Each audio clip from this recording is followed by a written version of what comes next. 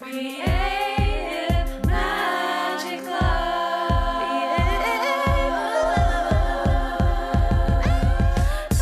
What's up? This is Sarah Mack and welcome to Creative Magic Club. Together, we'll discover inspirational stories of creative entrepreneurs living out their dreams, doing the work they are most passionate about, and building wealth in magical and fun ways. While building a six-figure income as a writer and coach, helping other women to launch their dream businesses, I've connected with so many incredible people and seen it proven again and again that you can thrive financially doing whatever it is you are passionate about. I am here to share life-changing strategies for mindset, making money, and reaching more people with your work in a business and life filled with creativity, freedom, and fun.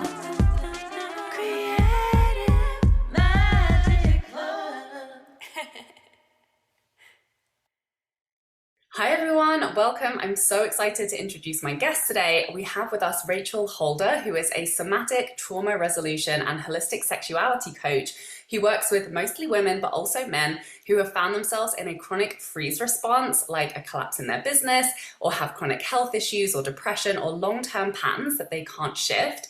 She helps them to metabolize the trauma in their body that's causing these patterns so they can live more fully aligned and coherent lives. Hi, Rachel. Thank you so much for joining us.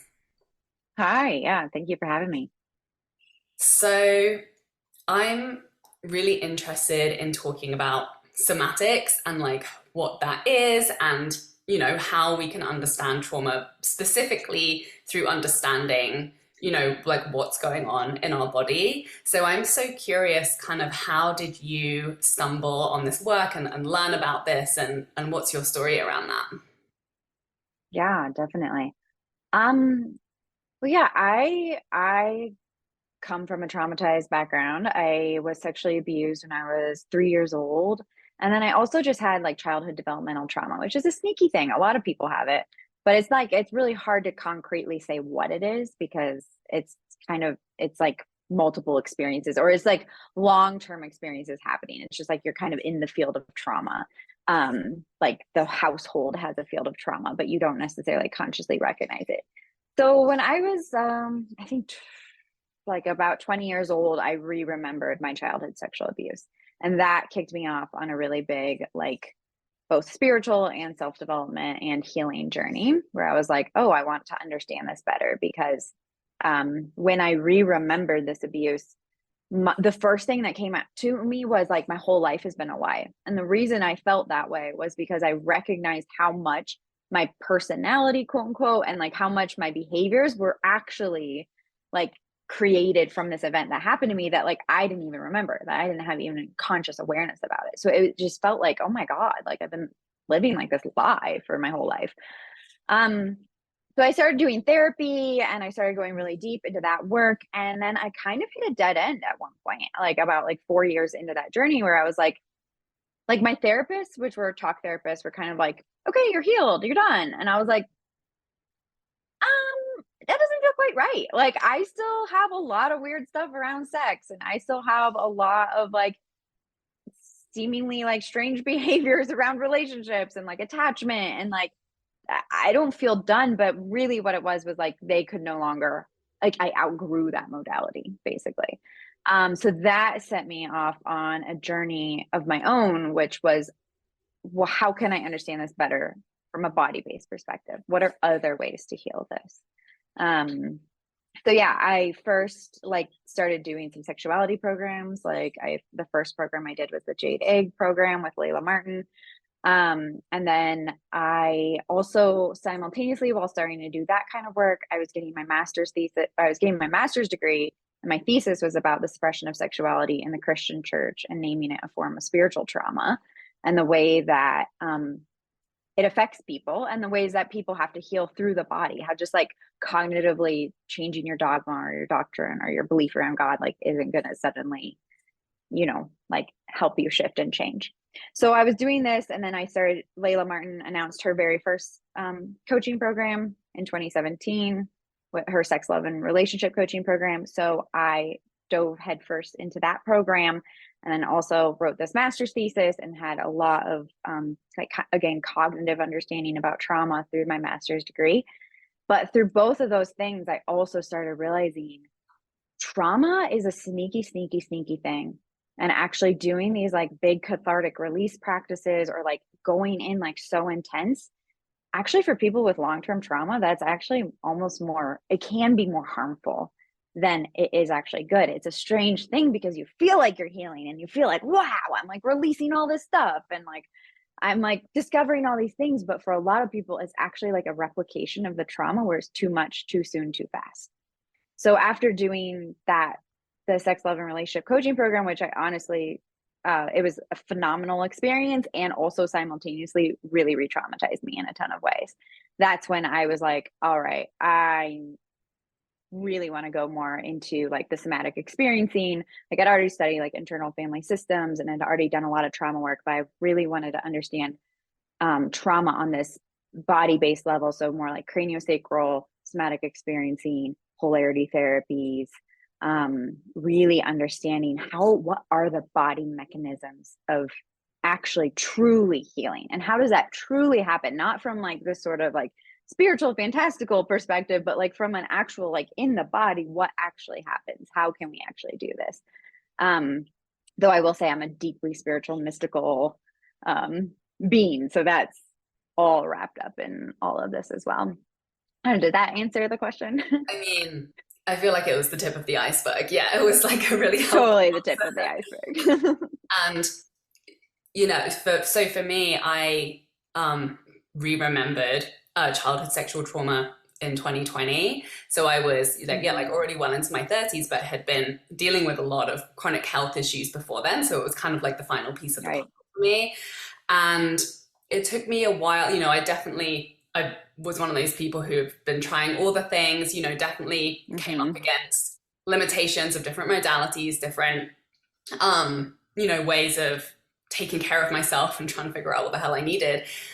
And it wasn't until, you know, last year that somebody finally recommended to me the combination of somatic experiencing therapy with internal family systems. And I feel like I kind of like hit the jackpot of like, oh, like this is really the thing that's going to move along some of the patterns and the things that I've been experiencing. So I think it's really interesting what you said about how sometimes these big releases can be re-traumatizing because yeah, it's like, can you speak a little bit more about that? Because obviously sometimes having that big like cathartic release, obviously like crying and processing your emotions and kind of like letting emotions out of the body like is a part of that. So I'm curious, you know, like what is the spectrum and in your opinion around that? Absolutely. Yeah, it's like such a legitimate question. So one thing is that when we have a dysregulated nervous system, and a lot of us do totally unconsciously, it's not something we realize. And what I mean by dysregulated is often we're in the syndromal pattern of being in a hyper response, like a fight or flight, like a sympathetic activation in the body, and then dropping, like we're in that for a long time. So we might be like super high achievers or like go, go, go in our business, or like we might seek out totally unconsciously be seeking out kind of like adrenaline based practices or like these huge cathartic release things or these like we're like, oh, I need the thing, you know, like it's like this hyper energy inside of our body. We can almost feel the fast momentum even just talking about it. And then we'll crash into a hypo response, which is more of a freeze response, which is like, oh, I can't do anything. I have chronic fatigue. I can't get off the couch. I can't even imagine like talking to a person right now. And a lot of people play out this pattern unconsciously, and they might hang out more in the hypo response or they might hang out more in the hyper response, but they're actually going in a syndromal patterning. So one thing is that many people with dysregulated nervous systems are actually seeking out high intensity experiences, which will keep them looping in that cycle. And it's a total unconscious, like this is zero shame, zero like not our fault at all. It's just like, it's just what happens. And then that's kind of like a lot of the mainstream offering is this sort of idea, or by mainstream, I should say like mainstream spirituality kind of realms of like, oh yeah, like the cathartic stuff is the good stuff. It's really what will get you there. But the thing that happens is when we're in that hypersympathetic place and we're not grounded simultaneously in our body, and there isn't a baseline of safety and there isn't a baseline of self-trust, that cathartic experience might feel good on some level. Like it might be like, oh, cool. Like, wow, I'm releasing all these things. But without the baseline of safety or self-trust, the body actually perceived that thing that you just did as another threat. So like a lot of people, for example, I teach breath work. I also teach it in a ridiculously trauma-informed way because I saw in myself and so many other people who totally unconsciously would get traumatized by doing breath work because it was just so much and they didn't understand why. They're like, why do I have so much resistance? Why do I have so much fear? Why don't I ever want to, like, I don't want to do this practice, like get it away from me. And it's like, yeah, let's honor that resistance. Actually, the key piece to healing this trauma is like, how can we find safety and self-trust as the baseline? How can we find stability? And from that place of stability, incrementally, like in the tiniest doable steps, move into the intensity. And sometimes that does mean that there will be tons of tears and tons of energy. But what like a practitioner can really help someone is stay grounded in that safety and self-trust and keep them there. And if that starts looping into more of a trauma response happening, like the tears or the big release or the whoosh of energy or whatever it might be, they can like pendulate someone back into safety and self-trust. So it's not just like, oh, suddenly this whole experience is taking over my entire system. And I come out of it sort of feeling like, wow, a huge thing happened, but also simultaneously like nothing happened, or I'm still looping in the same patterns, or like I seem to keep going back to where I was before. Hey, I have a really exciting new free series that I want to make sure you know about. It's called Sign Soulmate Clients with Astrology. And I created this because when I work with clients using their astrology charts, they stop trying to sell offers in a way that feels like pushing a boulder up a hill. They start selling what they're really excited to offer. They raise their rates, often doubling them. And soulmate clients start showing up more quickly and easily than ever, which is why I'm so thrilled to share this special 3-part training series with you to show you how to read specific parts of your chart to cut the drama of overthinking your storytelling and your prices and cut straight to the actions and insights that lead to signing soulmate clients consistently with ease month after month. So when you sign up, you're going to get instant access to video number 1, which is all about signing soulmate clients by selling from your sun sign. Video number 2 is about tapping into your sales flow through your second house. And video number 3 is going to show you how to create your unique ritual for consistent clients and money flow. You don't need to know anything more than your birth time, date, and place, and I will show you what you need to know about your birth chart. This is for anyone looking to create a more consistent flow of sales from soulmate clients. And you can find this by going to my website withsarahmac.com under the freebies tab, or by the link in my bio on my social channels. So it's kind of developing an ability to hold high sensation from a place where you still feel like you're in control of it. Yeah, where it feels like, yeah, I guess you could name it where you're in control of it, but I think it's almost more like where you feel like there's enough trust or safety to be able to handle it. Like enough of you is online that's like, oh, it's safe for me to re-feel these feelings, or it's safe to me to re-experience this experience, or like I'm building up the capacity. Like that's really what it's about. It's like someone's capacity. I'm building up my capacity to hold that. And so some of us might, like I was a person who had an immense capacity for high intensity. Like I had a huge capacity to be able to hold high intensity, but that actually really messed with myself, because just because I had a high capacity to hold the intensity didn't mean that it was actually healthy for my system to be holding that high intensity. Right. Because I guess that kind of is a side effect of having been through trauma, is you're kind of used to high intensity. So maybe it's exactly like within which you're living your life is like kind of big, and like bringing it back down to like, well, how do I want to be feeling, and like what kind of scale do I want to be living in, and that kind of like best serves me and how I want to be feeling and what I want to be doing in my life. Totally. Yep. Exactly. So interesting. I feel like it's such a mysterious topic, and yeah, that definitely makes sense when I'm reflecting on my own experience, because I didn't do any healing until I met my partner. And that was like the first time I felt really safe and secure and held and kind of had that place to fall apart and suddenly that triggered a lot of processing for me. My system was kind of like, oh, thank goodness, now we can deal with all of this crap. And Definitely. Yeah. Sorry, didn't mean to interrupt. That just makes so much sense. right. Yeah. And it's a weird experience, especially when you have suppressed things and it's, you've obviously suppressed it for your own preservation because you don't have the resources to be able to deal with that, or you don't have the support to be able to process that, or the tools. So it's such a mysterious, like, sometimes you can only put the pieces together in hindsight. And and everyone's experience is so different. And that's like the perpetual question in my mind is like, how do other people feel? Like you'll never know what it feels like to be someone else's body. And I feel like we're really like at a very basic level of developing language around this, like as a culture and within our relationships. What do you obviously you've done a lot of work and you've like seen different responses and the things that have been useful to you and to clients that you've worked with. What is like the top line message that you wish more people knew about like approaching the topic of trauma and being able to get to a place where it's they're managing it in a healthy way? Yeah, definitely. I think for me, like, it's almost what you touched on something where you were like, everyone is different. Everyone's body is different and I'll process it a different way. And for me on my personal journey, if I'm coming from it from that lens, is like, I kept trying to find the fix, like the thing. And I kept following these people who were like, this thing will work. This thing will work. Like the guarantee, like breath work is the heal all for everyone. Or plant medicine is the heal all for everyone. And like all these like blanket like ideas. And the way that I approach all of my work is it's all client led. Even my group programs, I'm like, there is not a one size fits all.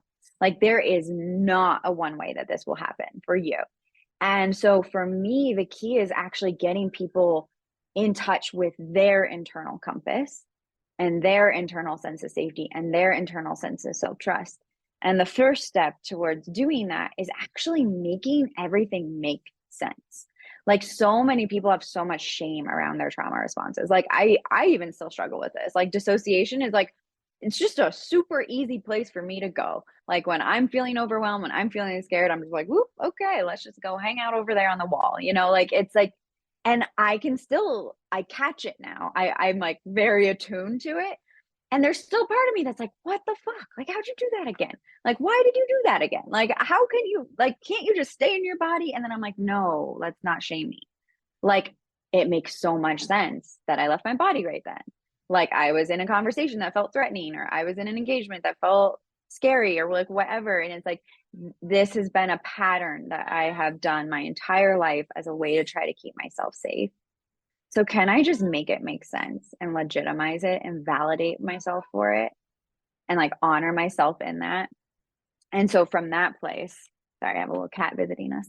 From that place, I feel like true healing can happen. And like healing doesn't happen when we're shaming ourselves for our trauma responses or for the ways that we're like showing up in the world, or when we're constantly seeking out that fix and it's not working on us, and then it heaps on more shame because we're like, wow, what's wrong with me that this thing didn't work for me anymore? Or like, why am I the anomaly? Right, because I feel like you're just chasing your tail if you're constantly trying to fix your trauma. It's like we don't want to spend our whole lives trying to fix our trauma and like looking for the next thing. It's like, that attitude is going to keep you really busy, probably doing things that maybe there would be other things that you would enjoy spending your time and your life with. So I love that, just like normalizing, getting to know what your patterns are and the way you're responding to things, being able to name it, and really practicing bringing love and compassion and acceptance for that, so that when it inevitably happens again, because they're patterns, then you can kind of shift out of it before like spiraling into a hole or letting it ruin your day, or just essentially managing your energy so that you can redirect it to building healthy relationships and doing the things that you love with your life, and not allowing the trauma responses to get in the way. I love that so much. I'm so curious how this work has played into the coaching you do around sexuality. Yeah, I feel like my coaching around sexuality is very alternative compared to what most things are out there. Like I created a program, I'm changing the name, it's called Slow Burn now. But it was a 4-month somatic trauma resolution sexuality program. So it really came at sexuality work from that place of somatic trauma resolution. So instead of like, how can I have the best orgasm of my life? Or how can I be like a sex goddess? Or how can I be, all of those things that we all want to be? It was actually like, how can I slow everything down so I can actually stay with myself and actually truly listen to what is here and heal from that place. And so it's strange. It's strange to me that more sexuality work doesn't approach it from this way, but it's a very slow approach. It's like, oh, can we strip it all down to the bare bone basics and then build capacity up from there, instead of most that kind of throws people into like high capacity situations that then they try to do and then they get blown out in it. And I'm actually going to do this with men too. I've decided that the next cohort, I'm going to open up to all genders. So anyone on the spectrum, which I also think is really potent and powerful, because I think there can be so much, not everyone might be ready for that level, but I think having that like slow, intentional, like deep understanding, deep compassion, like internally, like meeting ourselves on such a deep level in an all gender space, I feel like for the people who are there and ready for that love, like that stage of healing, I feel like that's just like revolutionary. Like we're not doing that work, at least not that I see much of anywhere. Like we might have the tantra retreats with all the people, but like not this like slow, deep, how can I meet myself on such a somatic level around this sensitive, tender topic. I love that. Yeah, you're absolutely right. Like being slow is completely revolutionary in our culture. Everyone's talking about how everything is speeding up. I feel like with our phone addictions, we're just like more and more in our heads and, connecting in these like very disembodied ways on the internet. And everything that you're talking about, slowness, like love, compassion, forgiveness, like it's the antidote to shame culture. It's the antidote to disconnection. It's the antidote to being disconnected to yourself and sickness, and it's everything. I love that. It's everything. Yeah. So much, and could keep going for hours, but we have to wrap it up. So thank you so much for sharing all of this amazing wisdom with us today. Where can people find you? Like, what have you got going on? Yeah, I mostly show up on Instagram. It's at Rachel.Ray, Rae.Halder, Halder. I also am on Facebook, same name, Rachel Rae, Rae Halder. And my web address is rae@rayhalder.com. And if people are interested in doing this really slow, really deep, really intentional sexuality work, I'll be launching, this program doesn't start until October, but I'll be launching it all of August and September. So if you want to be in an all gender space while working with your sexuality on like a super deep somatic level, I really welcome anyone to come. And I just want to say, this isn't like doing sexuality practices. Some of it is like doing like almost like meditational sexuality practices, but I really see the space as like almost like the level 1. And so it's actually giving everyone like that deep baseline sense of safety and self-trust in the system before we even move towards like touching the body, which also I think is revolutionary, because usually it's like, oh, we must like do the thing immediately right now. And a lot of people coming to this work are people who have done that and they're like, it didn't work, or it kind of worked, but I still feel super confused about what's going on in my body. So those are ways people can find me. Amazing. Rachel, thank you so much for joining us. Thank you everybody for listening and watching. Please share this episode with anybody you know would love it. And we'll see you next week. Bye. For more inspirational content, head over to my website withsarahmac.com and please support the show by liking, commenting, and subscribing.